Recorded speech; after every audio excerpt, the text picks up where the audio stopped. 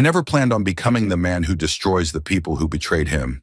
That changed on a Tuesday evening when I watched my wife Emily climb into her boss's Maserati, her hand lingering on his arm, laughing in a way she hadn't laughed with me in months. 7 years of marriage, and in that moment, looking at her through the dim light of the parking garage, I realized I was married to a complete stranger. The perfect life. That's what I thought I had with Emily. 7 years together, a beautiful colonial home with a wraparound porch in the most coveted neighborhood, and careers that were taking off like rockets.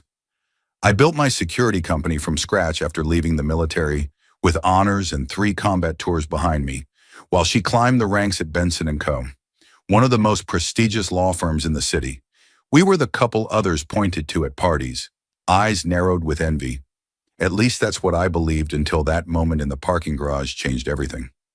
Looking back through the ruins of what once was, I should have seen the signs scattered like breadcrumbs, leading to devastation. The late nights at the office grew more frequent, sometimes 3 or 4 times a week. Our conversations over dinner became shorter, more perfunctory, until they were barely more than polite exchanges between strangers sharing the same address. The passion that once burned between us cooled to barely warm embers, with intimacy becoming a scheduled event rather than a spontaneous expression of love. But I was busy expanding my business, securing contracts with local businesses and wealthy clients who valued discretion and expertise above all else. I trusted her completely without reservation. That was my first and perhaps most devastating mistake. That fateful Tuesday, I had finished earlier than expected with a potential client who wanted comprehensive security for his estate. The meeting had gone exceptionally well, and my first instinct was to share the good news with Emily. Without calling ahead, why would I need to warn my own wife of my arrival? I decided to surprise her at her office, perhaps suggest celebrating over dinner at that Italian place she loved. As I pulled into the underground parking garage of the gleaming glass tower that housed Benson & Co., I spotted her instantly, that cascade of chestnut hair that caught the light in ways that still took my breath away. Hair I loved to run my fingers through during our increasingly rare, intimate moments. But she wasn't heading to her sensible Audi. She was sliding into the passenger seat of a sleek black Maserati, her hand lingering on the arm of the driver as she laughed with unrestrained delight. Even from a distance, through the haze of exhaust fumes and flickering fluorescent lights, I recognized Richard Benson, founding partner of the firm, Emily's boss, 20 years her senior, and apparently much more than a professional mentor. My hand tightened on the steering wheel until my knuckles blanched white, my wedding ring digging painfully into my finger. For a moment that stretched into eternity, I considered pulling my car directly behind the Maserati, blocking them in, demanding answers with the righteous fury of a betrayed husband. But something colder, more calculating, held me back. A survival instinct honed during my military years that whispered, this was not the time for confrontation, but for reconnaissance. I didn't confront her that night. Instead, I drove home through a blur of city lights that smeared across my windshield like tears, poured myself 2 fingers of the expensive whiskey she had given me for our anniversary, then another, and began to pay attention. Real attention, the kind that notices details others miss. The kind that had kept me alive in war zones and helped me build my security business from nothing. Emily came home after 11, her hair slightly disheveled despite an obvious attempt to fix it, her designer dress carrying the faint but unmistakable scent of unfamiliar cologne mingled with her signature perfume. She kissed me on the cheek, not the lips, I noted with detached interest, and mumbled something about a difficult case, challenging depositions, the need for a long shower to wash away the stress of the day. I smiled and said I understood, offering to make her a cup of herbal tea for after her shower, playing the role of supportive husband while my inside twisted with a pain so acute it felt physical. That night, as she slept beside me, her breathing steady and seemingly untroubled, I stared at the ceiling, counting the cracks in the plaster and listening to the hollow sound of my heart breaking piece by piece with each tick of the bedside clock. How long had it been going on? How many nights had she lain beside me, fresh from another man's embrace? How completely had I failed to see the dissolution of everything I thought was solid and true? The next morning, Emily left for work with a casual peck on my cheek and a reminder about dinner with her parents scheduled for the weekend. I waited until her car disappeared around the corner before pulling out my phone and calling my old army buddy, Mike Lawson, who now worked in digital security for a major tech firm. We had served 2 tours together, saved each other's lives more times than we could count, and maintained the kind of brotherhood that required no explanations. "Need to meet. Today. Somewhere private," was all I said when he answered.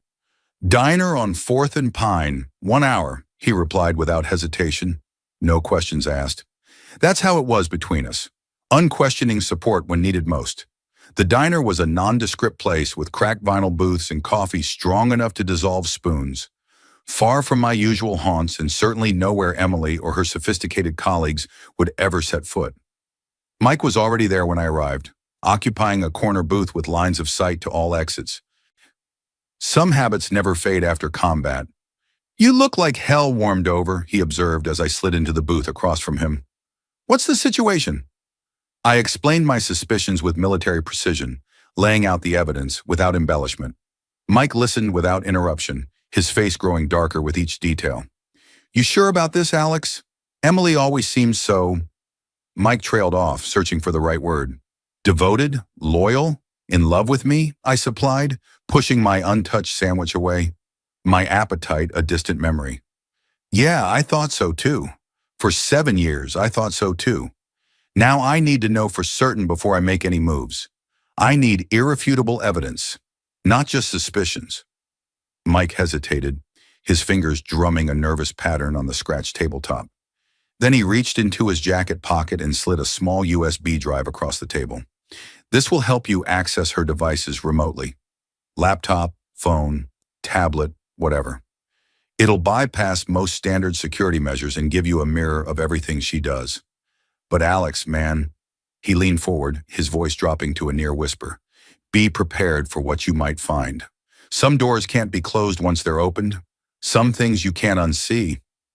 I nodded, pocketing the drive, the small piece of technology feeling impossibly heavy. Some doors shouldn't remain closed. Some infections need to be exposed to the air before they can heal. "What are you planning to do if you find what you think you'll find?" Mike asked, his eyes searching mine for signs of the dangerous edge we'd both walked in our military days. "I don't know yet," I answered truthfully, "but I promise you this, I won't do anything stupid or impulsive." Mike nodded, seemingly satisfied with my response. "Call me anytime, day or night. And Alex, remember who you are. Remember what we survived. This won't break you unless you let it." That weekend, Emily went to what she claimed was a girls' spa retreat with colleagues from the firm. She packed carefully, selecting lingerie I hadn't seen her wear in months. I kissed her goodbye at the door, wished her a relaxing weekend, promised to take care of the house and feed her precious orchids. The perfect, unsuspecting husband. The moment her car disappeared down our tree-lined street, I plugged Mike's USB drive into her laptop, the personal one she kept separate from her work computer. For 3 hours, I navigated through her digital life with growing numbness, each discovery another nail in the coffin of our marriage. Hundreds of messages between her and Richard Benson, spanning back 18 months, almost a third of our marriage. Photos that burned themselves into my retinas, images I couldn't bear to look at for more than seconds at a time, but that confirmed every suspicion in excruciating detail. Hotel receipts from places across the city and in 3 different states. Restaurant bills for intimate dinners on nights she told me she was working late.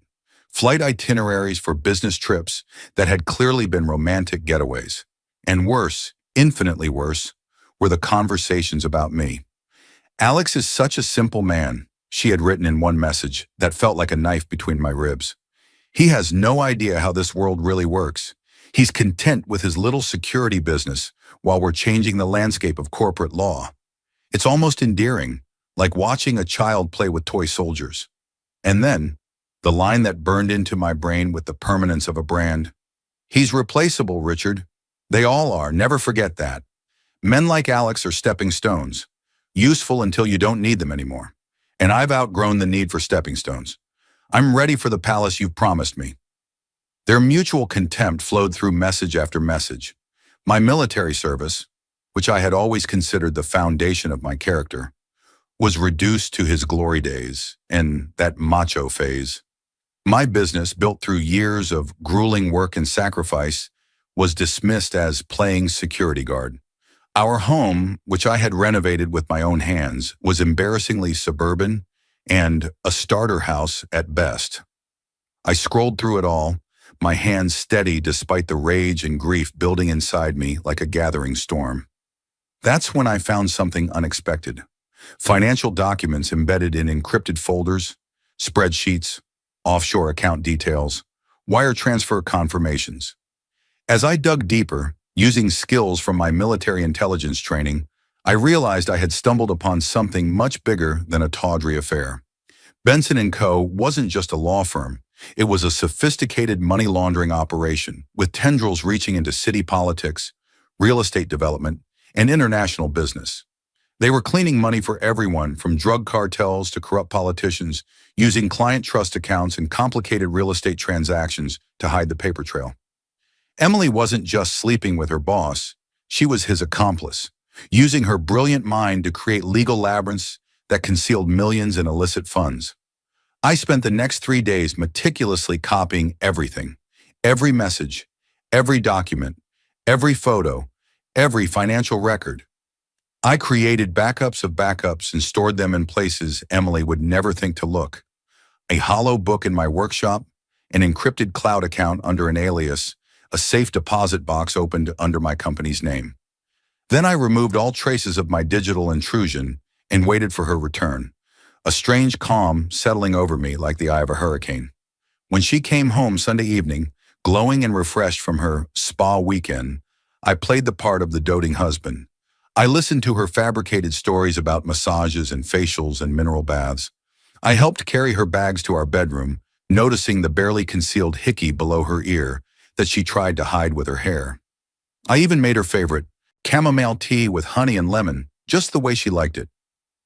"You seem different," she said, studying me over the rim of her porcelain teacup, a gift from her mother on our wedding day. "Everything okay with the business? You're usually more stressed after managing things alone for a weekend." I smiled, making sure the expression reached my eyes. "Actually, I've been thinking about expanding, taking on bigger clients, maybe even some of the corporate accounts you're always talking about.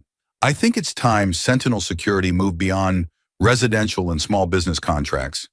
Her eyes lit up with genuine interest for the first time in months, and I realized with a sickening lurch that she was excited not for my success, but for how it might benefit her and Richard. "Really? That's wonderful, Alex. I could introduce you to some people at the firm. Richard is always looking for reliable security consultants for our corporate clients. He just mentioned last week that the firm might need to upgrade their systems." "Richard," I repeated, keeping my tone casual as I refilled her teacup. "I'd like that.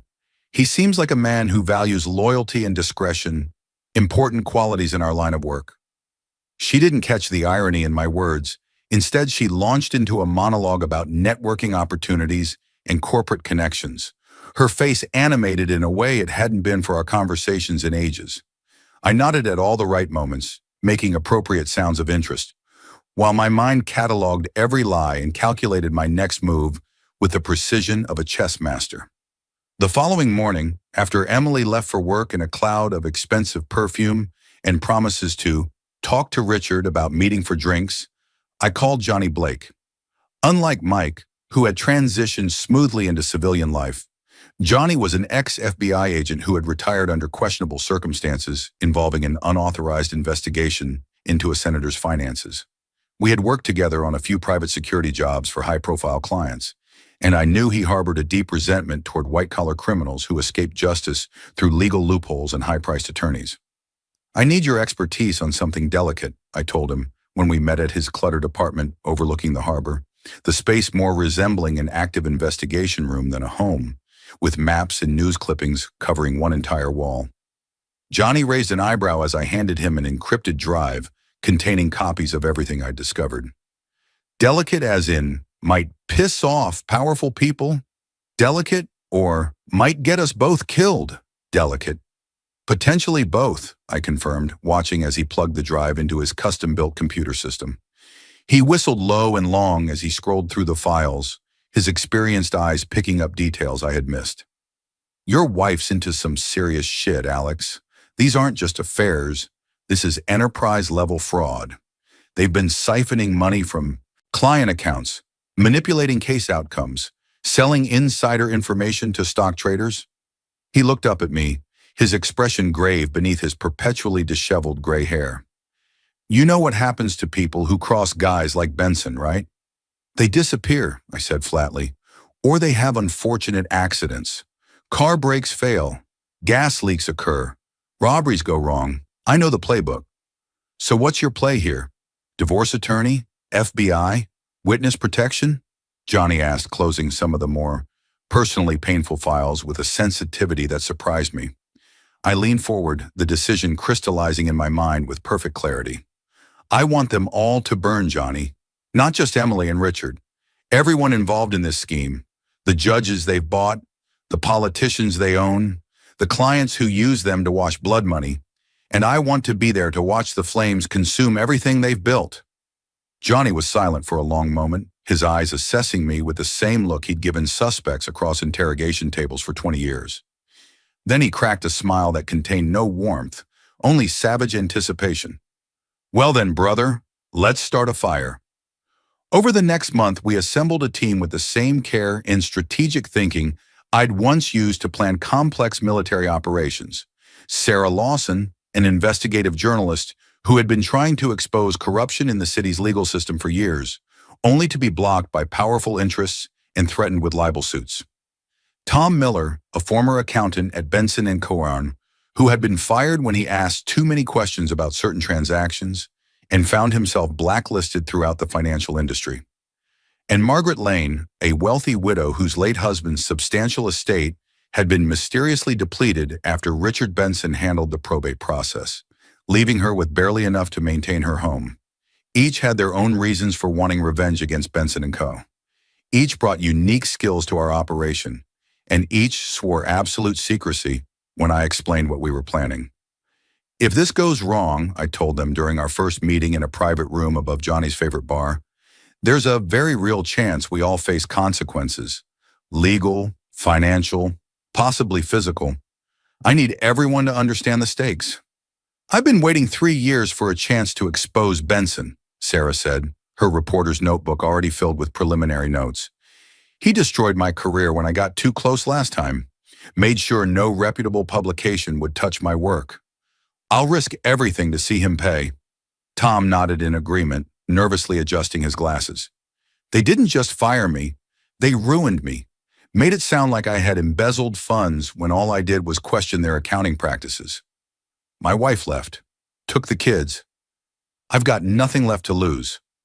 Margaret's aristocratic features remained impassive, but her eyes burned with a cold fury.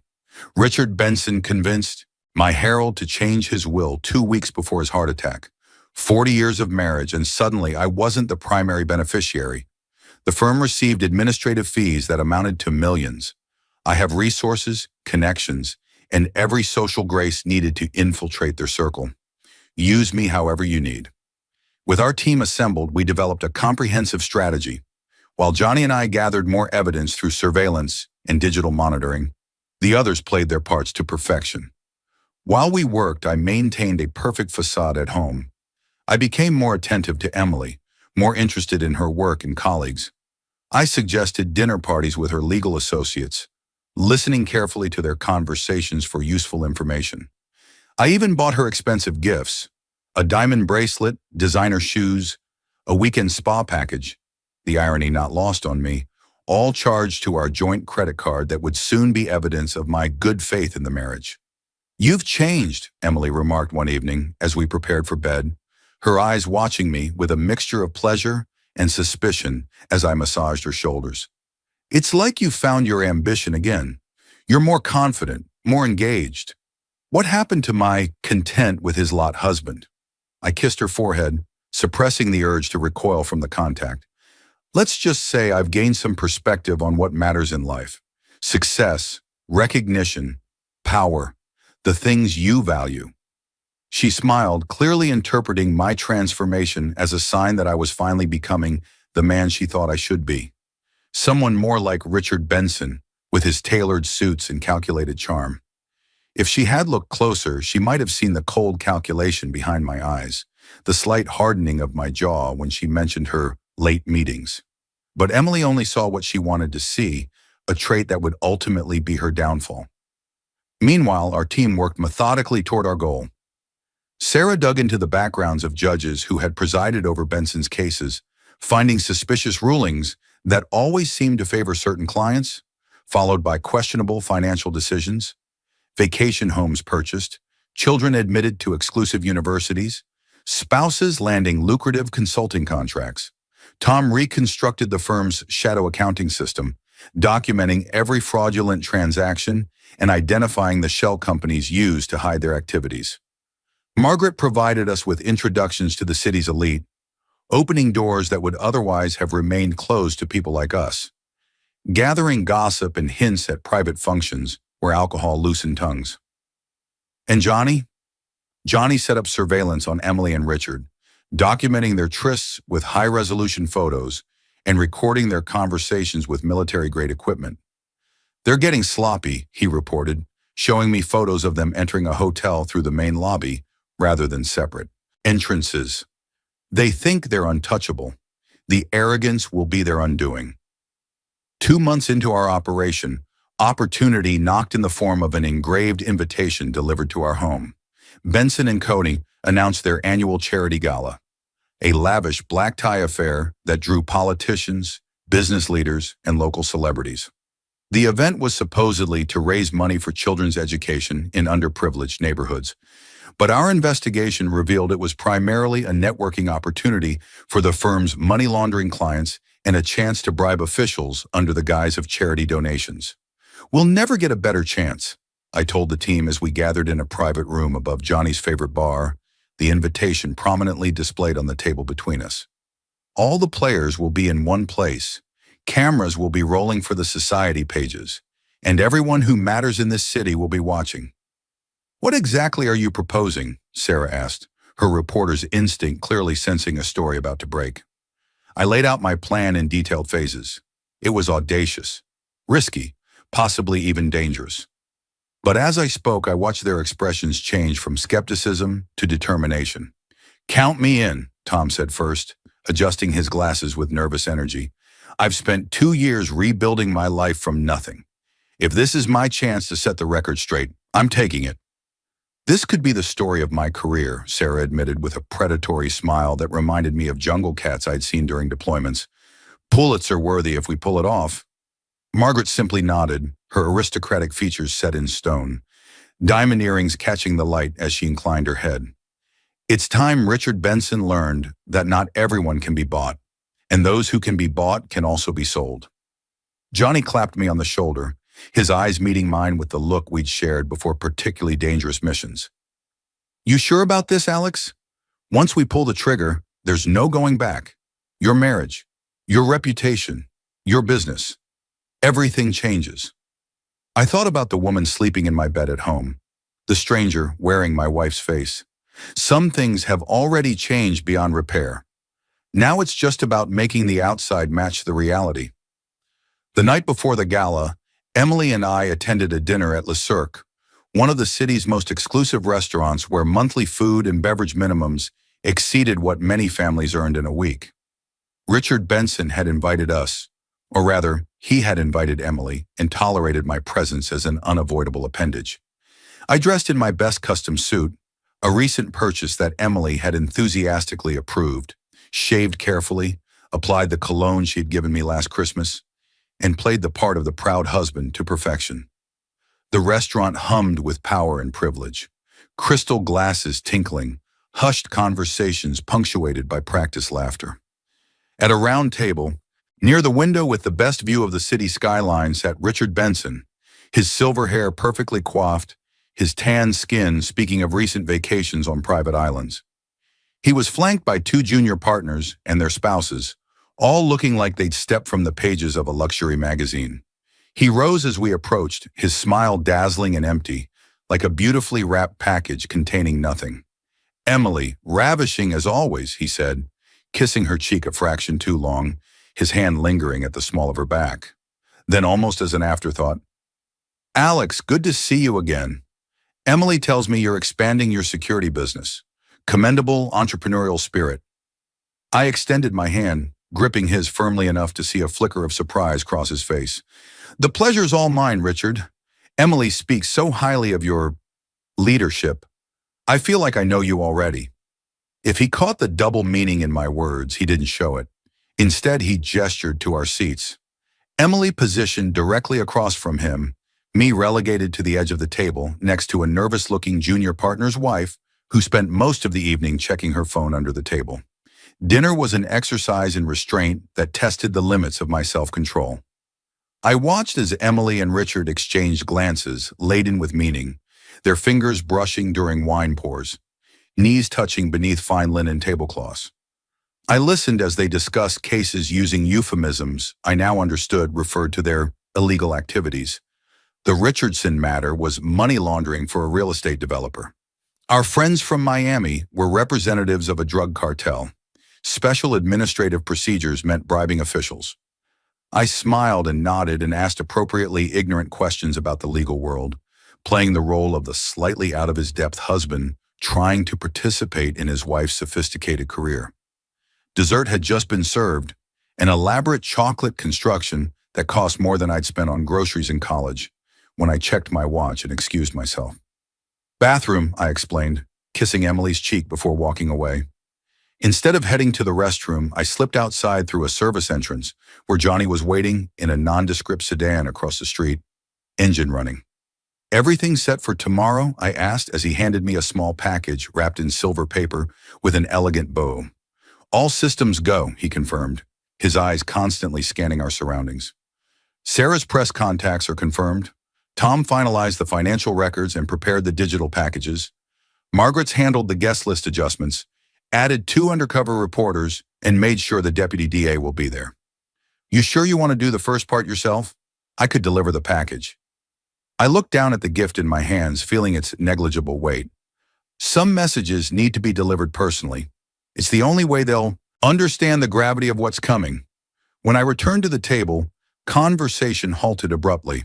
Emily's cheeks were flushed, and Richard looked annoyed at my interruption of whatever had been said in my absence. Sorry about that, I said cheerfully, resuming my seat. Important call from a client having a security system issue. Hazards of the profession, always on call. As coffee was served in delicate porcelain cups imported from Italy, I placed the package in front of Emily. I almost forgot. I got you something for tomorrow's gala, a little token to celebrate your achievements. Her expression flickered between surprise and suspicion.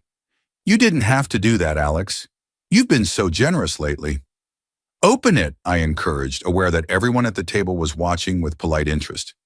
I think it complements your dress for tomorrow perfectly. With everyone at the table watching, Emily carefully unwrapped the box, lifting the lid with manicured fingers that had once traced patterns of love across my skin. Inside was her wedding ring, the one she had accidentally left at home months ago when her affair began, claiming the diamond needed cleaning, along with printed copies of her most damning messages with Richard, including the replaceable comment that had become a burning coal in my chest. The color drained from her face as she stared at the contents, her composure cracking like thin ice under too much weight. Richard, sensing something wrong, leaned forward with concern that might have seemed genuine to anyone who hadn't spent months studying his patterns of deception. Everything okay, darling? You look like you've seen a ghost. I stood slowly, buttoning my jacket as I addressed the table. You know, Emily once told Richard something interesting. My voice remained conversational, but carried enough to attract attention from nearby tables. She said I was replaceable, that men like me are just stepping stones. Emily's eyes widened in horror. Alex, please, she began, reaching for my arm. But here's what I've learned over the past few months, I continued, gently removing her hand and dropping a thick manila envelope on the table. No one is irreplaceable, except the person who holds the truth. I turned to Richard, whose composure was rapidly deteriorating beneath his expensive tan. You might want to look through that before the gala tomorrow. Consider it a preview of coming attractions. The restaurant had fallen silent, the soft background music suddenly noticeable in the absence of conversation. Even the servers had paused, sensing drama unfolding among the city's elite. I dropped several $100 bills beside my untouched dessert, enough to cover our portion of the meal in a generous tip. Dinner was illuminating. Thank you for including me in these discussions. I'll see myself out. As I walked toward the exit with deliberate, unhurried steps, I heard Emily call my name with increasing desperation. I didn't look back, though every muscle in my body tensed with the effort. 7 years of marriage, of shared dreams and disappointments, of building a life together, all revealed as an elaborate facade. The man who entered that restaurant wasn't the same one who left it. Something fundamental had shifted, like tectonic plates realigning after an earthquake. That night I stayed at a hotel downtown, one Emily and I had visited on our 5th anniversary. Johnny insisted on taking the adjoining room as a security precaution. People get desperate when cornered, he reminded me, and you just cornered 2 very dangerous people. Emily called 17 times. I watched my phone light up with her name again and again, but let each call go to voicemail. When I finally listened to the messages the next morning, they told a story of their own. The first few were angry demands for explanations. Then came tearful pleas about misunderstandings. By the 10th call, she was offering explanations. Richard had seduced her, manipulated her, threatened her career. The final one, left at 3:42 a.m., was simply, "You don't understand what you're doing. These people are dangerous, Alex. Please, let's talk before you do something we'll both regret. I still love you. It's always been you. Richard was a mistake. Please call me back." I deleted them all and slept better than I had in months, dreamless and deep. The day of the gala dawned bright and clear, as if nature herself approved of what was to come. I spent the morning with Johnny, reviewing our plan one last time and ensuring all team members were prepared. By afternoon, our team was in position. Margaret, as a major donor to the charity, had ensured we all received invitations through various means. Sarah had her press credentials ready and had positioned colleagues at strategic locations. Tom had prepared digital packets for the FBI agents who would be attending undercover, a detail we had arranged through Johnny's old connections in federal law enforcement. I dressed with particular care that evening, not in a tuxedo like the other men would be wearing, but in my old dress uniform from my military days, medals and commendations gleaming on my chest. It was a calculated choice, a reminder of who I had been before Emily, of the honor and integrity that had once defined my existence, and would again after this night. The grand ballroom of the Wentworth Hotel had been transformed for the occasion, with crystal chandeliers casting warm light over ice sculptures and elaborate floral arrangements. A string quartet played in one corner, their classical melodies floating over the buzz of conversation from the city's most influential citizens. As I entered, heads turned. Whispers followed in my wake. The military uniform was conspicuous among the sea of black tuxedos and designer gowns. I nodded politely to acquaintances but kept moving, scanning the crowd for familiar faces. I spotted Emily. First, she wore a crimson gown that hugged every curve of her body, her hair swept up to reveal the diamond necklace I had given her for our 5th anniversary. When she saw me across the room, she froze mid-conversation with a judge I recognized from our investigation, Judge Harlow, who had mysteriously dismissed 3 cases against Benson's clients after his daughter received a full scholarship to an Ivy League university. Emily excused herself and hurried toward me, navigating through the crowd with practiced grace that couldn't quite mask her urgency. "What are you doing here?" she hissed, gripping my arm with surprising strength, her nails digging through the fabric of my uniform. "After last night." "I wouldn't miss this for the world," I replied, gently removing her hand from my arm. "Where's Richard? I'm sure he's eager to speak with me after reviewing my gift." "This isn't a game, Alex," she warned, real fear creeping into her voice for the first time. "You have no idea what Richard is capable of, what these people can do to you, to us. Please, let's go somewhere and talk. I can explain everything." I smiled, feeling strangely calm in the eye of the storm we had created. "Actually, I have a very clear idea of what Richard is capable of. Money laundering, bribery, blackmail. corruption. That's why I'm here, to ensure everyone else knows too. Before she could respond, the lights dimmed and a spotlight illuminated the stage where Richard Benson stood at a podium, resplendent in his custom tuxedo, his Rolex catching the light as he gestured to quiet the crowd. The audience applauded politely as he began his speech about commitment to community and justice, words that tasted like ashes given what I knew about his actual business practices. For 15 years, he intoned with practiced sincerity, Benson & Co. has stood as a pillar of this community, upholding the highest standards of legal excellence while never forgetting our obligation to give back. Tonight, as we raise funds for educational opportunities for underprivileged children, we reaffirm our dedication to... I checked my watch and caught Johnny's eye across the room. He nodded almost imperceptibly and tapped something on his phone, giving the signal we had planned for weeks. Mid-sentence, Richard's smooth delivery faltered as the massive screens behind him, intended to display a promotional video about the firm's charitable work, suddenly showed something entirely different. There he was in his office, accepting an envelope stuffed with cash from a known drug trafficker currently under federal investigation. Another clip showed him instructing Emily on how to conceal evidence in a case involving environmental violations that had killed 3 people. Document after damning document flashed on the screen. Bank records, offshore accounts, surveillance photos, punctuated by audio recordings of conversations that left nothing to interpretation. We own Judge Harlow now, Richard's voice boomed through the ballroom sound system. His daughter's future depends on his cooperation. The DA won't be a problem, came Emily's voice next, clear and professional. We have enough on his brother's business dealings to ensure his complete cooperation. The ballroom erupted in chaos. Some guests rushed for the exits, cell phones already pressed to their ears as they called attorneys. Others stood transfixed by the unfolding disaster, champagne glasses frozen halfway to open mouths. A few journalists who hadn't been part of our plan were already taking photos, fingers flying across phone screens as they reported breaking news. I remained perfectly still amid the pandemonium, an island of calm as Emily grabbed my arm again, her grip desperate. "What have you done?" she demanded, her face contorted with rage and terror, mascara beginning to smudge beneath eyes wide with panic. "I learned from the best," I replied calmly, meeting her gaze without flinching. "You taught me that people are replaceable. Richard taught me that everything has a price. I just found something worth paying for. The truth." Security personnel were rushing toward the AV booth, but they were too late.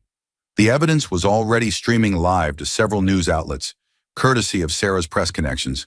And at the ballroom's main entrance, FBI agents were producing badges and blocking the exits, their faces grim with purpose.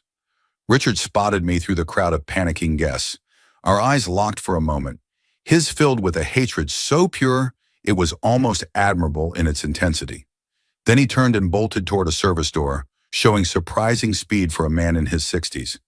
He didn't make it 3 steps before Johnny intercepted him with a well-timed shoulder that sent him sprawling across a table of champagne flutes, crystal shattering as Richard Benson's world collapsed around him in a very literal sense.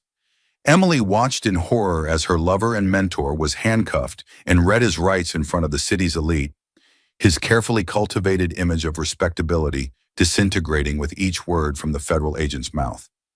Then she turned back to me, calculation replacing shock in her eyes as her legal mind began working on the self-preservation. "Alex, listen to me."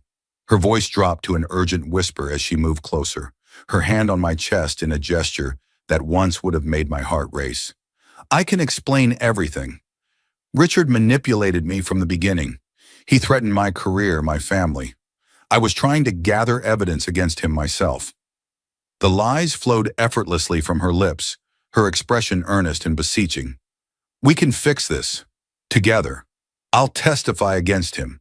Tell them I was working as an informant. We can start over. Rebuild what we had." I regarded her silently for a moment. This woman who had shared my bed, my name, my life. This stranger with familiar eyes who had called me replaceable. While plotting with her lover. 7 years of marriage reduced to a desperate negotiation in a room full of chaos. "There's just one problem with that plan, Emily," I said as two more FBI agents approached us, their faces impassive. I made sure they have copies of everything, every message, every photo, every transaction you facilitated, including your messages calling me a stepping stone while you laundered money for killers and thieves. Recognition dawned in her eyes as the agents reached us. Emily Carter? One of them said, a woman with short gray hair and eyes that had seen every possible human deception. We need you to come with us for questioning regarding your involvement in the financial crimes of Benson & Co. As they led her away, her wrists now encircled by the same handcuffs she had once helped clients avoid, she looked back at me one last time. You'll regret this, she promised, her voice breaking despite her attempt at defiance.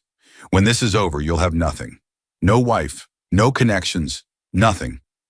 I smiled and removed my wedding ring, letting it fall to the marble floor between us with a soft clink that somehow carried over the chaos of the room.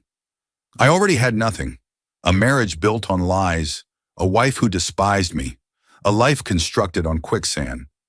I gestured around at the unfolding scene. Now I have the truth. And you're right. Some men are stepping stones. But others? I glanced around at the team we had assembled, now watching from various points around the room. Others are the avalanche that buries people like you.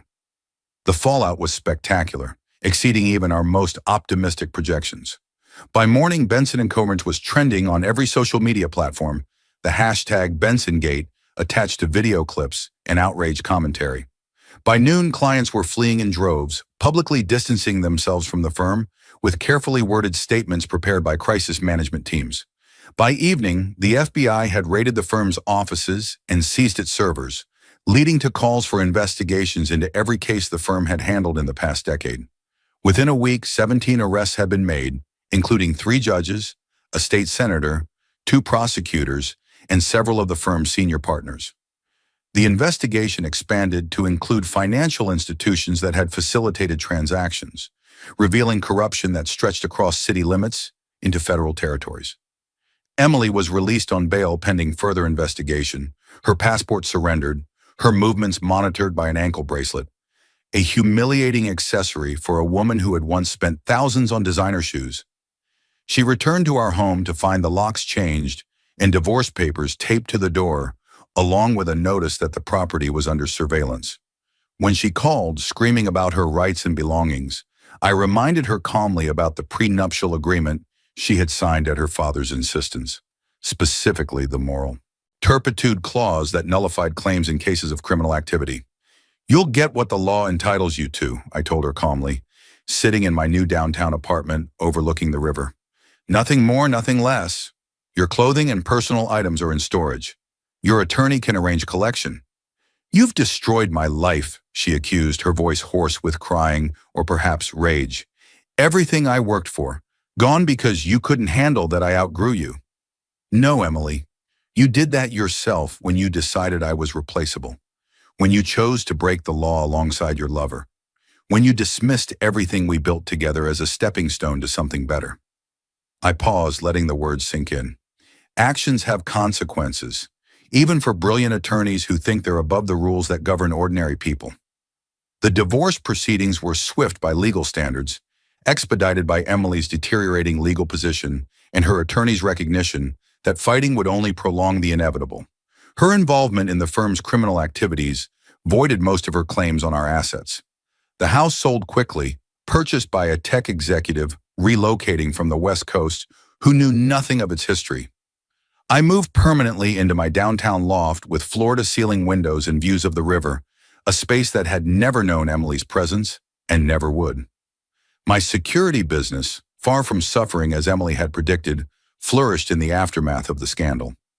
Former Benson clients, desperate to prove they hadn't been involved in the criminal aspects of the firm's activities, sought comprehensive security reviews and enhanced compliance measures. I hired additional staff, expanded our offices, and developed a specialized practice in detecting financial fraud and corporate corruption. 6 months after the gala, I attended Richard Benson's sentencing hearing. The courtroom was packed with journalists, former clients, and curious spectators. The judge, brought in from another district to ensure impartiality, sentenced him to 18 years for fraud, money laundering, obstruction of justice, witness tampering, and a host of other charges. Richard, his expensive tan faded to prison pallor, his tailored suits replaced by a standard-issue jumpsuit, never looked at me as they led him away. The mighty fallen, the powerful rendered impotent by their own hubris. Emily received a suspended sentence in exchange for her extensive testimony against her former colleagues and clients. The deal required her to surrender her law license permanently and accept 5 years of probation with strict oversight of her financial activities. She lost her career, her reputation, and most of her friends, who quickly distanced themselves once her involvement became clear. The last I heard through mutual acquaintances, she was working as a paralegal in a strip mall law office 2 states away, living in a 1-bedroom apartment and driving a 10-year-old Honda, a dramatic fall for a woman who once refused to dine in restaurants without Michelin stars. As for me, I expanded my company into Ironhawk Security Group with Johnny as my partner. We specialize in exposing corporate fraud and providing security for whistleblowers. Our client list growing to include government agencies and international corporations seeking to clean house. Sarah broke the story of the century and won a Pulitzer for investigative journalism, her career resurrected from the ashes Benson had created.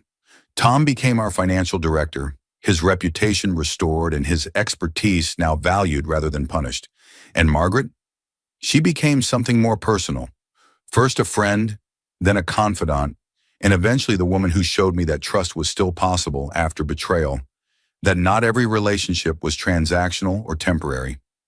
Almost exactly 1 year after the gala, I was finalizing a major security contract with an international banking consortium when my assistant interrupted with an urgent message. Emily was in the lobby, demanding to see me. Against my better judgment, I agreed to 5 minutes. She looked nothing like the polished attorney I had married. Her designer clothes had been replaced by off-the-rack business attire, her once perfect manicure chipped and neglected. The confidence that had once radiated from her was gone, replaced by desperation. "Alex, please," she began the moment my office door closed. "I've hit rock bottom. The probation restrictions, the blacklisting, the humiliation. I can barely make rent.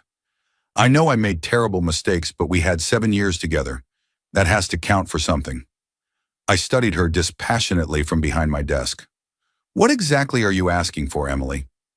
"A job, a reference, anything." Her voice cracked as she pulled a folder from her bag. "I've documented everything I know about other firms engaged in similar practices. Information the FBI doesn't have. It could be valuable to your corporate security division." I took the folder and leafed through it briefly before looking up at her tear-stained face. "So you're offering to sell out more former colleagues to save yourself? Still the same Emily." "Not just that," she whispered, moving closer. "I never stopped loving you, Alex. What I had with Richard was ambition, not love. We could try again. I've changed." I stood, placed the folder in my shredder, and watched it disintegrate into confetti. The machine's grinding noise filled the silence between us. "Security will escort you out," I said, pressing the intercom. "Don't contact me again." "You can't just throw me away," she cried, desperation turning to anger. "After everything we had." "You threw us away the moment you decided I was replaceable," I replied calmly. "Consider this your final lesson in consequences." That night, I took Margaret to the restaurant where I had first confronted Emily and Richard. As we celebrated our 6-month anniversary, I realized I no longer thought about Emily at all. The avalanche had done its work, burying the past completely. When Margaret smiled at me across the candlelit table, I saw only the future, clear, honest, and built on solid ground. If you like this story, please click the hype button. This video deserves to be popular. Have a nice rest.